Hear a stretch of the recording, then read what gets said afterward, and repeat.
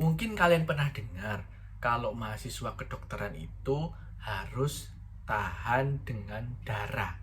Atau mungkin kalian pernah dengar kalau mahasiswa kedokteran itu harus beli mayat.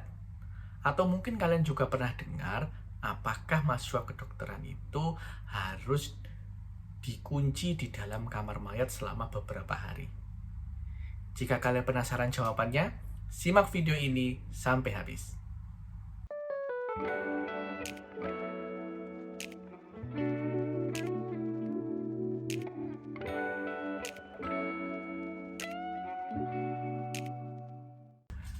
Baik, saya mau menjelaskan tentang beberapa pertanyaan-pertanyaan atau beberapa informasi yang selama ini sudah beredar di masyarakat tentang bagaimana mahasiswa kedokteran itu, ya.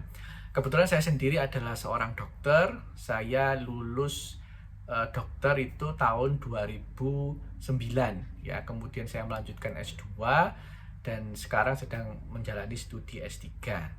Dan saya sendiri adalah seorang dosen, ya, di salah satu program studi kedokteran di Fakultas Kedokteran Negeri di Indonesia.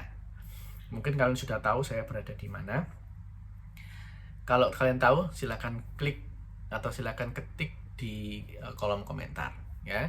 Dan saya juga pernah menjadi sekretaris program studi serta ketua program studi di program studi kedokteran.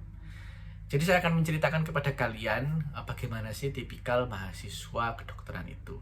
Yang pertama, mahasiswa kedokteran itu ya memang tidak harus uh, tidak harus berani terhadap segala macam, ya.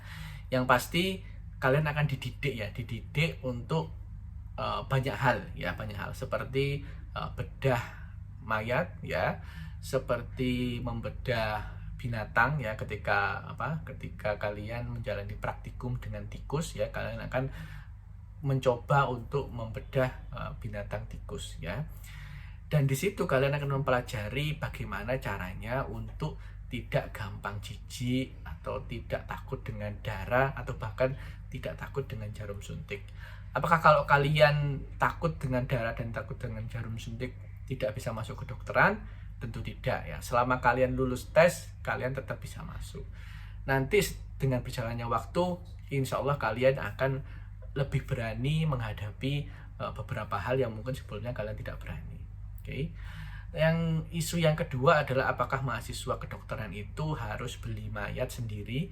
Sebenarnya tidak, ya. Jadi itu mungkin dulu ketika pembiayaan di Fakultas Kedokteran itu belum bagus, ya, sehingga mahasiswa diminta untuk urunan, ya. Mungkin dulu, saya tidak tahu, ya. Zaman saya sendiri pun, saya kuliah di FK Universitas Brawijaya pun tidak sampai seperti itu, ya. Jadi untuk mayat sendiri atau yang istilahnya adalah kadaver, itu adalah sebuah media pembelajaran, ya. Kadaver ini didapatkan dari Mr. X, ya, yang kemudian tidak memiliki sanak saudara dan tidak diketahui identitasnya.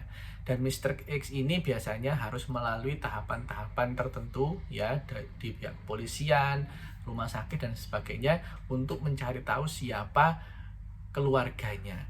Nah, seandainya tidak ada yang mengklaim atau tidak bisa ditemukan, maka Mr. X ini bisa digunakan sebagai media pembelajaran. Saat ini mahasiswa kedokteran sebagian besar sudah tidak melakukan pembedahan mayat secara langsung, ya.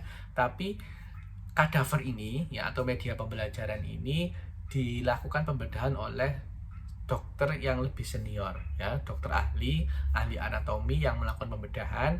Kemudian mayat ini akan dipelajari oleh mahasiswa tersebut. Tentu seorang mahasiswa nggak bisa mempelajari hanya dari buku, ya. Sebelum membedah ke pasien, tentu dia harus melihat dulu bagaimana sih bentuk tubuh manusia yang sebenarnya, ya. Dan itu hanya bisa dilihat dari kadaver. Sekarang pun kadaver sendiri sudah bisa diimpor, ya. Sudah ada kadaver-kadaver yang bisa diimpor bahkan dari China, biasanya disebut sebagai plastinasi, ya. Jadi kadavernya itu sudah dibuat sebagus mungkin, dikasih formalin dan kemudian memang diimpor dari luar negeri dan memang harganya cukup mahal. Memang itulah mengapa biaya di Fakultas Kedokteran itu rata-rata memang besar ya, karena bahan-bahan yang digunakan itu bahan-bahan yang memiliki biaya yang mahal. Terus yang terakhir adalah apakah mahasiswa kedokteran ospeknya itu harus masuk ke kuburan atau masuk ke kamar mayat? Itu tidak ya, tidak seperti itu ya. Memang ketika ospek akan ditunjukkan laboratorium anatomi, tapi bukan berarti nanti mahasiswa akan dikunci dan sebagainya. Tidak ya. Dan laboratorium anatomi yang sekarang itu bentuknya itu sudah bagus ya, sudah ada AC-nya, lampunya terang ya. Mungkin bisa diibaratkan seperti tempat perkuliahan pada umumnya ya, dan kadavernya itu disimpan dalam peti khusus ya, yang memang itu sudah ada pengaturan suhu dan sebagainya supaya tetap awet dan tidak gampang rusak. Oke, jadi itu sedikit tentang bagaimana kehidupan mahasiswa kedokteran bagi kalian anak-anak adik-adik pelajar SMA yang penasaran. Jika ada hal-hal yang ingin kalian tanyakan, silakan tulis di kolom komentar kira-kira apa yang ingin kalian ketahui tentang mahasiswa kedokteran atau tentang kuliah di kedokteran. Saya akan dengan senang hati menjawab dan akan membuatkan video-video tentang itu.